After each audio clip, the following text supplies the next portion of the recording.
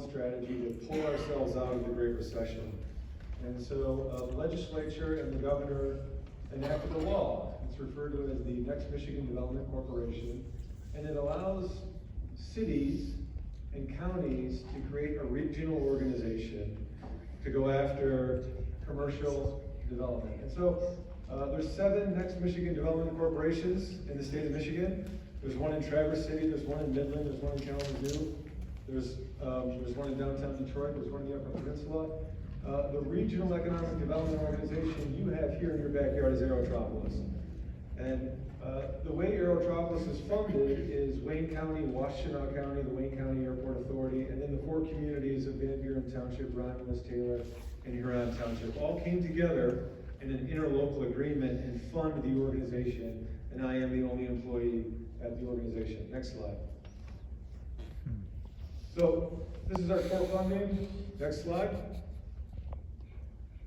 So next slide, our economic development strategy. So BROS was one of the biggest wins in Airtropolis history.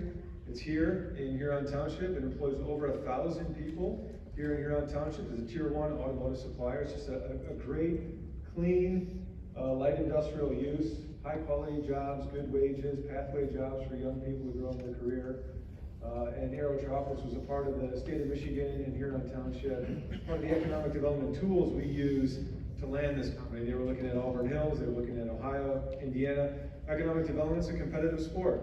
BROS could have went to Chicago, they could have went to Tennessee or the Carolinas. We compete for these jobs. And Airtropolis has some tools in its toolbox to help Michigan and the region compete to win these jobs. Next slide. And then also we work pretty closely with Pinnacle. And what you'll see in Pinnacle was kind of a mixed-use park. And these parcels on Sibley Road, these 12-acre, 6-acre, 10-acre, 15-acre parcels, this is where we have most of our focus now. And how Sibley Road could be the potential future for some outpatient medical, some retail, and some smaller commercial developments. And so Airtropolis is also working to refocus its strategy on New Boston as well, to create a more dense retail environment there. Next slide. Also, Airtropolis was very, very fortunate to receive $865,000 through Congresswoman Debbie Dingell's office for Pennsylvania Road grade separation. So Airtropolis is leading the funding effort to take Pennsylvania Road and lift it either above or below the CSX rail line. The train blockages in your community are 35, 45 minutes at times. It's some of the worst in Western County. Luckily, we had $865,000 to do some preliminary engineering. That work will be done next spring probably, and then we're going to go after the $60 to $70 million we need to lift the road, Pennsylvania Road, above the CSX rail line. Next slide.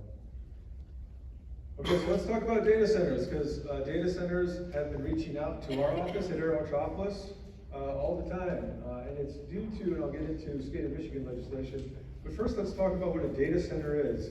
And so if you go to your home, and you've got a spouse and a few children, each of you have a cell phone, each of you have an iPad, each of you have a laptop, and each of you probably have a connected autonomous or enabled vehicle. So the need for data centers comes because we're all connected in so many different ways. Your watch connects to your phone, connects to your laptop, connects to your smart TV, connects to your vehicle, connects to everything you have in your office as well. And so if you would have told somebody 20 years ago that they would have 10 connected devices that they owned themselves, they probably would have laughed at you, but now it's the truth. There are so many sensors in all of the devices that you have and your children and your spouse has. All of that data needs to be crunched in real time. And so what it does is that data goes to edge computing, and those edge computing centers send it up to the cloud. And the cloud is basically a hyperscale data center. And so when you think about the different kinds of data centers, edge computing is where it's a 20, 30, 40,000 square foot building, maybe multiple stories. But what it's doing is it's computing in real time the devices you have in your home, your automobile, and then you have kind of corporate data centers. So Ford Motor Company, for example, has a data center in Dearborn. And so specific corporate data centers, for example, Chase Bank has a data center in Van Buren Township. It was one of the first. And so all of the credit card transactions for Chase Bank in the Midwest run through Van Buren Township. And then you have hyperscale data centers. And hyperscale data centers I'm going to talk about because we spent the last 2 years in Van Buren Township working on a single hyperscale data center. Next slide. And so the state of Michigan opened its doors to data centers about 4 or 5 months ago. And it did so by enabling legislation that created the sales and use tax exemption. And so if you look at Ohio and Virginia and a few other states that are very, very pro-data center, they had enabled this legislation decades ago. And what this legislation did is it said to potential data center developments, if you want to bring a hyperscale data center to the state of Michigan, we'll eliminate the 6% sales tax on the servers you need to buy to fill the data center. And so the state of Michigan sent out basically an incentive to prospective hyperscale data centers saying, hey, we've just eliminated the sales and use tax on the equipment that will fill the data center. Come to the state of Michigan and start looking at us.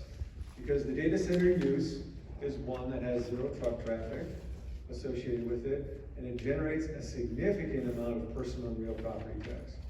And so the reason in which, and I'm sorry it's the third time I say this, but the reason that data centers are knocking on our door now, as opposed to a year ago, as opposed to 5 years ago, as opposed to 10 years ago, is because the state of Michigan enacted legislation that created a sales and use tax exemption for hyperscale data centers. When they buy those servers, they don't pay sales tax on them. Okay? Next slide. Okay, so now let's talk about DTE. So Michigan was smart. So when Michigan enabled the sales and use tax exemption, it created some very, very fine print language that said Consumers Energy and DTE cannot cause residential customers to subsidize the infrastructure costs required to service the data center.